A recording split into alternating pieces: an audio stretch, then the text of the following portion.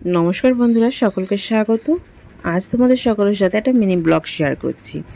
এই অপরাজিতা দিদিভাইকে হয়তো কম বেশি অনেকেই চেনো। তার খুব পছন্দের একটা জিনিস যে সে নাচতে এতটাই ভালোবাসে, সেই নাচটাকেই পেশা হিসেবে কাজে লাগিয়েছে। তো এমন একটা জায়গায় কাজেটা লাগিয়েছে যেটা সোশ্যাল মিডিয়া, সেটা ইউটিউব বলো, ফেসবুক বলো, ইনস্টাগ্রাম বলো, এই সমস্ত জায়গায়, যার মাধ্যমে সে কিন্তু প্রতি মাসে আইফোনের নিউ ভার্সন কেনার ক্ষমতা রাখে।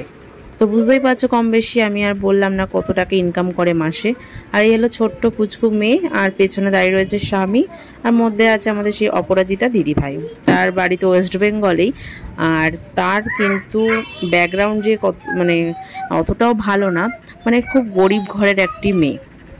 সেখান থেকে উঠে এসে আজ তার ইনকাম তো তোমরা বুঝতেই পারছো যে একটা মানে নিউ যে ভার্সনগুলো বেরোচ্ছে আমাদের আইফোনের, তো সেইগুলো কেনার কিন্তু সামর্থ্য রাখে।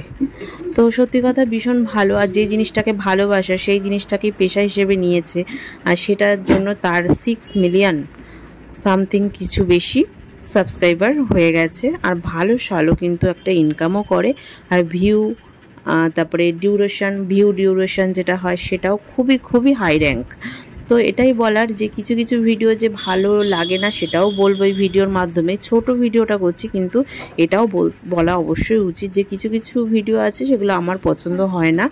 আবার হ্যাঁ, কিছু ভিডিও আছে অবশ্যই পছন্দ, না হলে কি আর পছন্দের মানুষ হয়?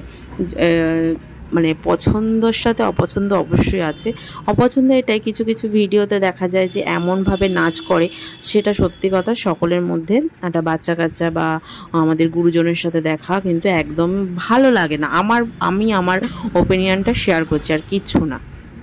কিন্তু এটাও ঠিক, আবার কিছু ভিডিও আছে খুবই ভালো করে আর আমার ভীষণ ভালো লাগে। আর আজকে যে ভিডিও কটা নিয়ে তোমাদের সকলের সাথে শেয়ার করলাম, এটা অপরাজিতা দিদিভাইয়ের প্রোফাইল থেকেই আমি নিয়েছি, ডাউনলোড করেছি, তারপর শেয়ার করেছি। তার জন্য লিখে দিয়েছি সৌজন্যে সোশ্যাল মিডিয়া।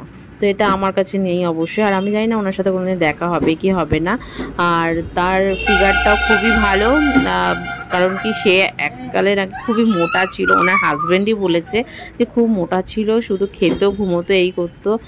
তারপরে আস্তে আস্তে আজ এই জায়গায়। আর সত্যি কথা বলতে অনেক ইন্টারভিউ হয়েছে, অনেক এদিক ওদিক করে। আমি তো ভিডিও দেখি না করে আমি মাঝে মধ্যে খুব দেখতাম, এখন দেখা হয়ে ওঠে না। কিন্তু রিসেন্ট আমার মনে হলো একটা ভিডিও আমার করা দরকার, মানে আমি করিনি, কখনোই ভিডিও করিনি এই টপিকের ওপরে। তো আজ প্রথম করলাম। মেয়েটাকে দেখে আমার এত ভালো লাগছে যে আমি আজ অনেকগুলো ভিডিও দেখেছি, তার মারফত আজকে এই ভিডিওটা নামাচ্ছি। ভীষণ মানে এত ভালো লাগছে। মাকে কি দেখবো, মেয়েকে মানে ভাবভঙ্গিতেই আমার ভীষণ ভালো লাগছে। তো দুটো ছবিও পোস্ট করলাম ঠাকুর মা কালীর, তারা মায়ের। তো সকলের মঙ্গল হোক এই কামনা করি। এই বলে আমার ভিডিওটা এন্ড করছি। ভিডিওতে যদি কিছু ভুল হয়ে থাকে ক্ষমা করে দিও। Bye bye.